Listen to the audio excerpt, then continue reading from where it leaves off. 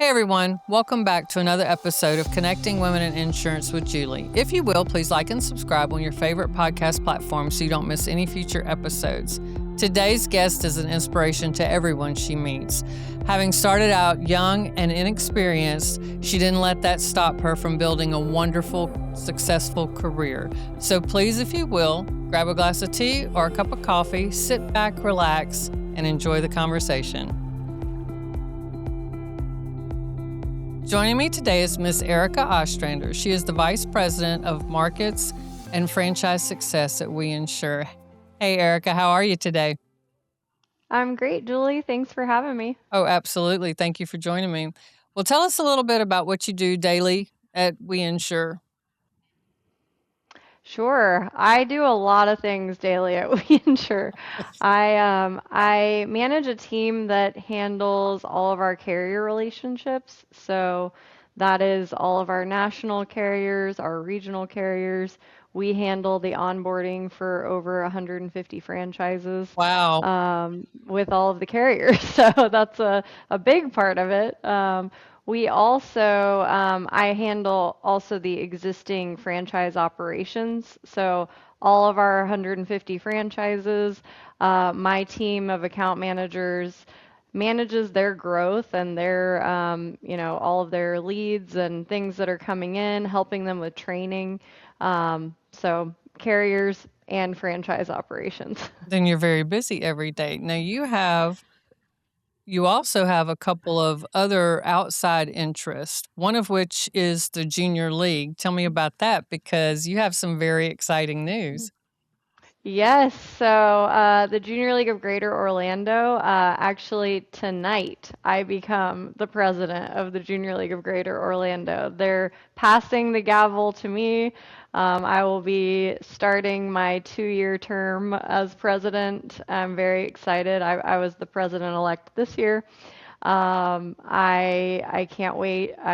It's gonna be a lot, but I'm super excited. Congratulations. Um, Thank you. Now, for those who don't know, tell us what at least your junior league organization does. Like, what are the things they're involved in? Yeah, so the Junior League, first of all, it's AJLI is the governing organization. It's a national brand, Okay. different chapters in different states and cities all over. I am the president of the Orlando chapter. We are a women's organization. Mhm. We volunteer in the community. We particularly our mission, we train volunteers in the community. Mhm. So we partner with other nonprofits in the area, helping them staff events and helping them really to grow their messaging. Our footprint, our specific goal is eradicating poverty and food insecurity in the area. So we partner with a lot of organizations that work on those particular topics. That's awesome. And you have a special thing that you're launching with the junior league, correct? Yes, so this year we actually we received a grant. One of our members brought it to us, and it's a domestic violence prevention committee. So we're really excited. It's going to be a special committee appointed to our board, and we are really excited to put those funds to use to help with domestic violence awareness in our area. That's amazing. That's amazing. Um, yeah, I love that. So there's another organization you work with, Independent Insurance Agents of Central Florida. Now, this one, I've never heard of anything like this, and I love this. So I really want you to share with the listeners what all it entails because I think it's fabulous. Yeah, so I have been a part of the Independent Insurance Agents of Central Florida. We shorten it to the IIACF, I'm the executive director there, meaning I help get all of our events done, and I work with the board to make sure that everything's executed. But Mhm. our big program that we have that really where our funds go is the Invest program, which is basically a educational and scholarship program for local high school students. We're partnered with four high schools in the area, and we go into the school for a week and teach basic insurance concepts. So, auto 101, and it's teaching the kids that as they're graduating and they're going to get off their parents' policies, all of that fun information that they have taken for granted that their parents handle for them. But so we teach insurance topics, but we also teach career topics. So a big part of the Invest program is really getting students to partner with agencies in the area or companies in the area to hopefully at least get to know them and get ideas around different careers in the industry. I think a lot of students, they hear insurance and they think, oh, that's really, really boring. But we teach them, insurance, there can really be a career for anyone. There's attorneys, there's marketing people. It's Mhm. not just insurance sales. So that's a huge piece of it. But we also, part of the program, there's an essay competition and we give out scholarships. So usually we give out around 15,000 or more in scholarships every Nice. year. So yeah, it's a great program. I love that. I've not ever heard of anything like that, and I think it's wonderful because we do need more young people coming into the insurance industry, and as people retire that have been here a while, there needs to be fresh new faces. And not everybody wants to sit in an office, and not everybody wants to go to college. And adjusters make really good money, and they can learn to do that. I mean, like you said, there's really almost you can do just about anything in insurance. You can be an Exactly. attorney, you can be an adjuster, you can be an accountant, like, it doesn't matter, but I love, love, love that program. I'm so glad you shared it with us. So, did you, like, graduate high school and think, "Oh, I cannot wait to get into insurance. I just want a career there," or did you fall into it like most of the rest of us? I absolutely fell into it. Sidebar, I really wish I had known about the Invest program or that we had it in my area because I had no idea about Mhm. insurance when I graduated from high school and let alone college. So I'm from Panama City, Florida, so North Florida, and I was substitute teaching a little bit, Mhm. and my mom's a teacher, and I graduated from Florida State, and I actually started working at a Allstate agency in the area, and I really worked my way up. When I first got into that Allstate office, I was calling people to bill collect, you missed your payment this month. Please make your payment so your insurance doesn't lapse. That was the first time I even knew what an insurance lapse was. I was like 21 years old. Um, and I really worked my way up there, and I started seeing the agents in the office, and so I got my 440 Florida customer service license at Allstate, and then I started selling under the 220 in the office, and then a year later, I did the conversion class to become a 220, and I became an office manager in the office pretty quickly. Nice. Just because of my personality, I was kind of getting into everything and helping with things, and I was selling a lot. So I even started training some of the new people that came in, and honestly, it sounds silly, but I kind of fell in love with insurance. I find it super interesting. Every day is not the same, and I genuinely do care about the clients that I served. Mhm. And I had people that came in every month, sweet older clients that loved me, and it's really a people business, It and I is. love that about it. So, now in that, from there, you went on to own your own agency, correct? Yes. So, the like I said, Allstate was a great Mhm. career start for me. But quickly I realized I was really limiting my options being captive by Allstate. And when I say that, I mean we could only really sell Allstate auto insurance. We were pretty limited on homeowners insurance. So, I mean, sometimes to make a sale, I was having to quote 10 people and I was selling maybe two auto policies. And I was letting 8 people go out the door to Progressive or Geico down the road. And I quickly got frustrated by that. And Mhm. so I started looking into independent insurance options, and it was really difficult. Like, honestly, I first I started just calling some of the insurance carriers, and I was like, can I get an appointment and start my own agency? And a few of them kind of laughed about it. Like they're like, we're not appointing new property contracts in Panama City with no book of business. Are you crazy? um, so I really I started realizing it was going to be kind of difficult to get the carriers I would need to be competitive. And so I started doing my research and think in 2011 was when I was doing all this research, and I came across a few different agency groups, and I met the owner of We Insure at the time. He was actually referred to me by a friend of mine.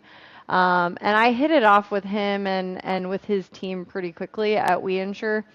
And we really, I was there in the very beginning. They started in '09. I think I was Office 44, which we've had hundreds since then, and I was the youngest We Insure agency.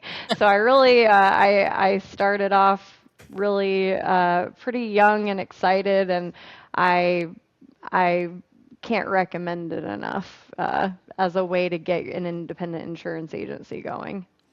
So you were 23 then, right? Yep. Yeah, that is very young to have your own agency because Yes. it there's a lot involved in it. So you have to have a maturity level above 23 to do that. So Yes. that's and I don't say that knocking young people. I'm just saying that there are just nuances to a very people oriented and customer service based business that a lot of times you just get from life experience. So, you know, kudos to you to have been able to do that and do it successfully at 23. Um, Yeah, I think as far as my background prior, I had worked in restaurants. I had worked at Target in customer service. So I think I naturally gravitated toward, I was always good at the sales piece, or it's silly, but even at the movie theater, like it's 50 cents more if you want to get a large, right, just all of those little sales and add-ons and Target, getting people signing up for the credit cards and right. things like that. I was just naturally good at that. And so I think that translates into sales. Hmm. So, how did you migrate from there to Orlando? So I actually went to the Florida Association of Insurance Agents conference in 2014. It was my first conference I'd been to. Actually, it was the Young Agents Council meeting at that conference. I met my husband now the first day of the conference, and I lived at the time in Panama City, and he lived in the Orlando area. And I ended up, we were long distance for a while, and then we decided it made sense for me to try to relocate. And I reluctantly did so. I still miss Panama City. I love it there. It's so beautiful. Yes, it And is. I did sell my agency, and I got a job on the carrier side, as a marketing person. And I really did love that job too, though. I think honestly, I'd been I jumped immediately from college into doing the entrepreneurial thing. And I think I was just excited to kind of get out of Panama City and really spread my wings a little bit. I'd gone to Florida State. So that was as far as I'd ever been from home, was about an hour and a half. And I think it was just it was the right move for me Mhm. at the time. Yeah. Well, that's awesome. You've had a pretty impressive career, and you still have you still have some more years to go because you're still pretty young. That's awesome. I love it. I love We won't, I yeah. mean, I love that you took the initiative and that you were like, "Okay, well, so these people laughed and didn't take me seriously, but that didn't stop you." You're like, "I'm just gonna keep looking and keep doing," and I think that's a, very commendable thing, and I love that.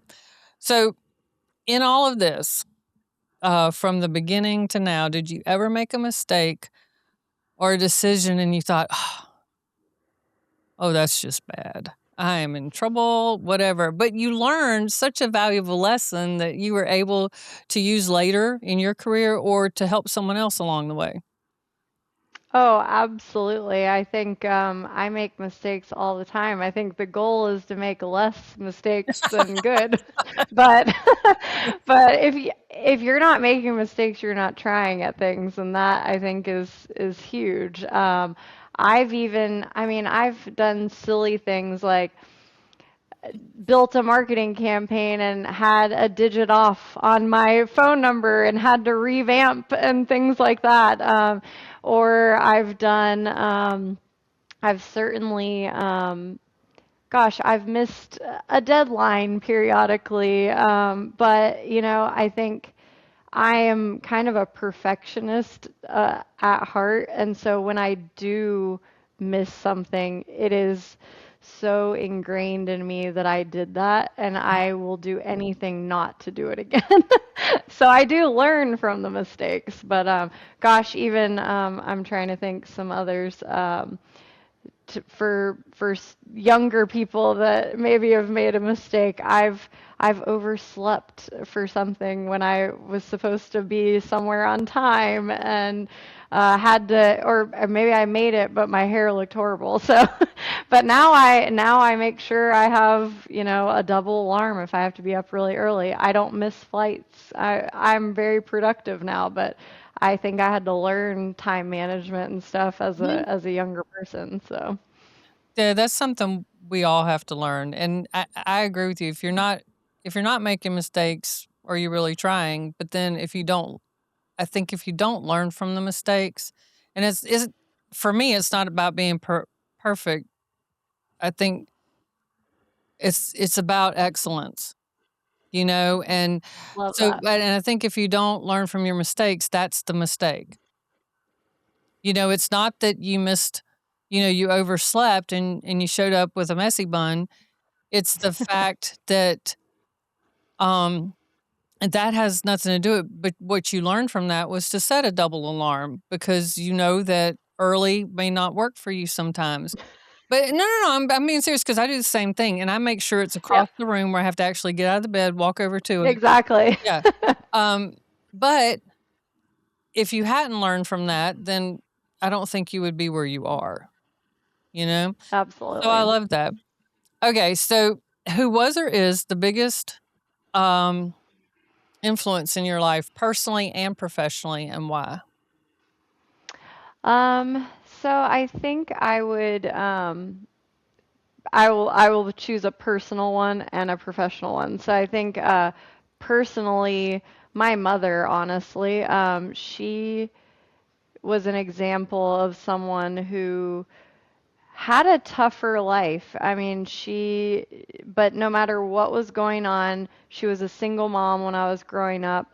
No matter what was going on, she woke up every morning, went to work as a teacher, blow drying her hair every morning. I mean, I can't do that now. Like, I don't know how she did it. Like, now looking back, her getting me to school on time, her setting me up to be able to be in after school programming as a teacher. I think she really gave me the example of someone who is, or the example of the busiest people get the most accomplished. And I think that is her. She was an incredible mentor to other students that she had. She actually was my high school English teacher, so all my friends loved her. But she just, I don't know how she got done all that she got done, and I should have been much more thankful at the time. Um, as far as professionally, I have had a lot of mentors over the years, but I would say I'm choosing a female mentor, and that is my current CEO at We Insure, Judy Hart. Hmm. She is just probably one of the best people you will ever meet in your life. So accomplished, but she will never tell you that. Hmm. She's one of those people who just, when she walks in the room, she lights up other people. She brings out the best in other people. She's great at coaching me how to work better with maybe male colleagues or male team members, how to not minimize myself as a woman. And she is an incredible mentor. And I'm so fortunate that I get to work with her. Insurance is such a male-dominated industry, and it's just incredible to see someone like her as the CEO, and that I get to text her whenever I need something, and she'll help me through an issue. That's awesome. That really is. There's there's a lot of good people in the insurance industry that are so willing to help you. I love that. Okay, so what advice would you give to women who are wanting to move forward in their career, no matter what industry they're in? Um, I would say, I think for me, I have sometimes had to work harder than someone else, and that has just been a little bit the nature of the game, of being in the corporate work environment. I think if you're a woman trying to get into the corporate, work your way up the corporate ladder, I think it's just so important that you speak up in meetings. Don't mute yourself. Don't minimize what you're saying. A silly thing that I have incorporated lately is I'm sometimes when I write an email, I'll say, I'm just doing this. And get rid of just. You're not just doing something, you are doing it. So don't minimize your wording. Take up as much space as the men in the room. Be louder, just work hard, and nobody's going to talk about your accomplishments as well as you're going to talk about your accomplishments. So it's not bragging to make sure that you get credit for your work. And I think that's really important too. So, even if it's something as simple as on a Friday, like recapping to your boss, like, here's what I did this week, have a great weekend. That's just a great way of keeping yourself at the front of people's minds, because no one's going to advocate for you like you are going to advocate for yourself. Very well said. And I think it's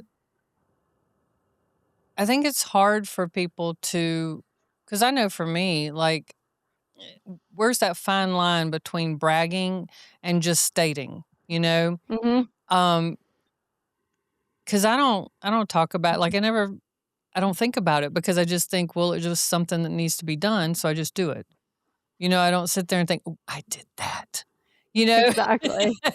But, I agree with you. I think you do need to make sure you advocate for yourself because you're right. When it comes time for that evaluation or the raise or the promotion, you're the one that needs to have kept up with what you've done, you know? Exactly. I love that. Okay, so we're gonna have some fun questions, and it's just whatever off the top of your head. Okay. If you could master any skill, what would it be and why? Hmm. Let me think about that. I feel like there's two things right now that I'm into and I want to be better at, and that is Pilates. Uh-huh. I'm obsessed with Pilates, but I'm certainly not I'm not ready to teach the class, let's say. So I would love to get better at that, but also pickleball is a new thing I'm into right now, and I am like not very I'm still learning the rules. There's a lot going on with pickleball, all these rules and the serving and all of that. Those are definitely I want to get better so that I can actually start playing some competitive games at the pickleball courts near me. I have not played that, but the people that I know that do love it, like, love it. And some of them are like, "Look, I don't do good, but it is so much fun, I enjoy it. I'm gonna have to try it." Yeah, Ok it's fun. It's a little it's definitely faster paced than tennis if you ever played tennis, but it's fun. I gotta get used to it. okay, if you could visit anywhere in the world, where would it be and why? I really want to go to Japan. That's really my next bucket list location that I want to go. So I want to go to see I want to go to Kyoto and Tokyo specifically. I'm super I'm hoping that I might get to go in the next couple years, but we'll see. So why there? I have always loved I've loved Japanese culture and the food and just, Mhm. I mean, I think I am constantly seeing things on my Instagram and TikTok of different food places I want to try. So that's probably the number one reason. But I also want to see the cherry blossoms. It looks incredible. And I would love to go skiing there. So they have some beautiful ski areas that I would love to check out. Yes, I've I've known over the years, uh, different Japanese families and stuff. They're just a lovely people, very lovely, very welcoming and warm, and I've enjoyed their friendship very much. Okay, so if you had a time machine, what period of history would you want to visit? Ooh, um, let me think. Honestly, I think so. I'm obsessed with Downton Abbey, so I think I would love to go back into the early 1900s, but specifically, I would want to go meet all of them and just get to wear the dresses. The beautiful, yeah, that's one piece. I'm trying to think if there's any other. I mean, I do think the all of like the flapper outfits and the, you Mhm. know, before the Great Depression. I think all of that would be really, That would really be great to fun. see. Those are great. hmm Okay, so what is your biggest pet peeve? Oh, goodness. Um, Honestly, I think it's when people ask questions before trying to look it up themselves. So, I I can totally see that. I say that all the time to people. I'm like, did you try to look first? It's like the people that want just ask the question first before trying to look at all themselves. That I'm is happy to help, but help me help you first. right. I love that, and yeah, so, um, That rolled off the tongue too fast. well, it's funny because my old boss, Craig, I would when I first started, he would answer my questions, like, and after about a year, he would be like, "Well, what does the manual say?" And I'd be like, "Oh." Mhm.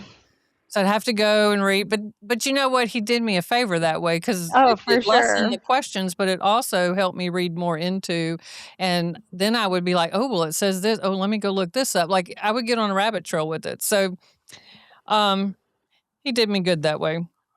Okay, one more. What is the best compliment you've ever received? Oh, goodness. Um, I think the best compliment, wording specifically, Right. but something to the effect of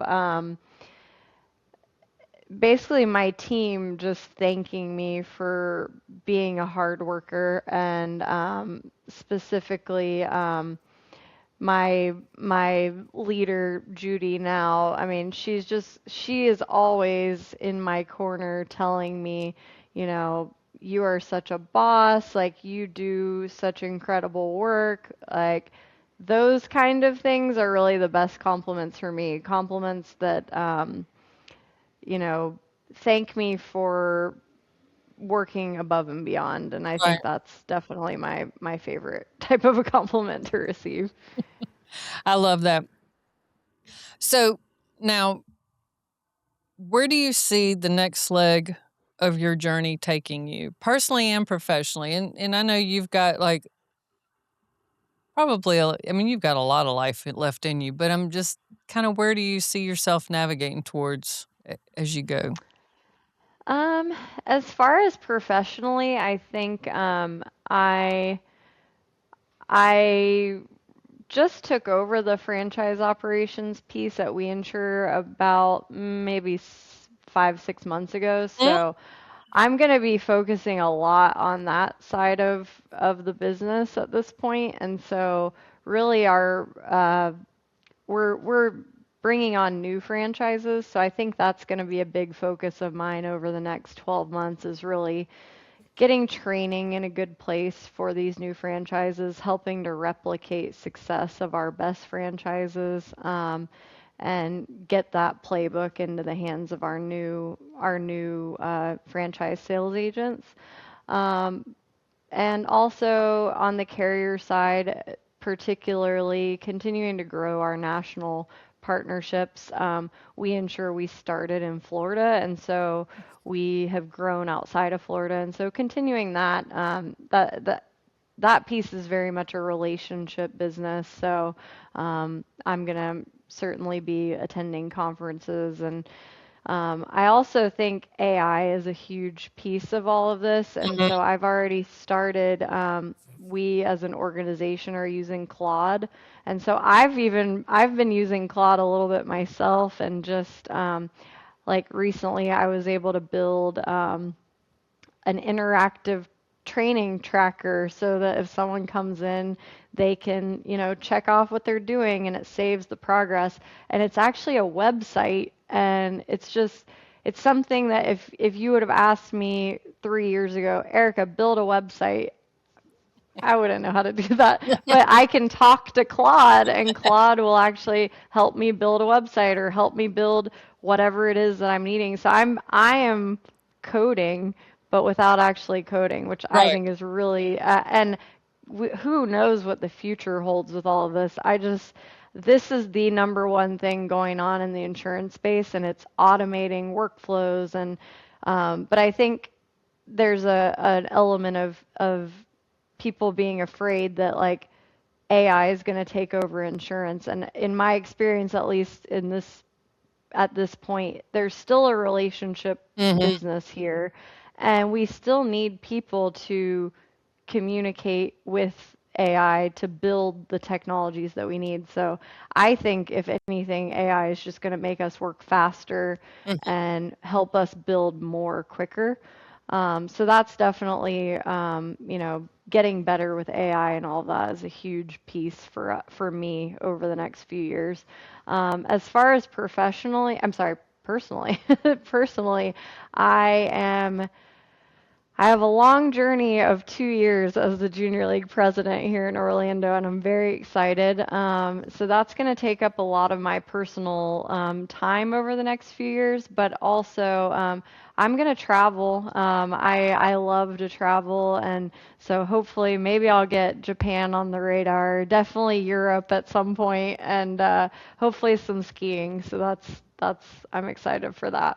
Well, if you do travel, send me some pictures. I'd love to see it. Yes, I will.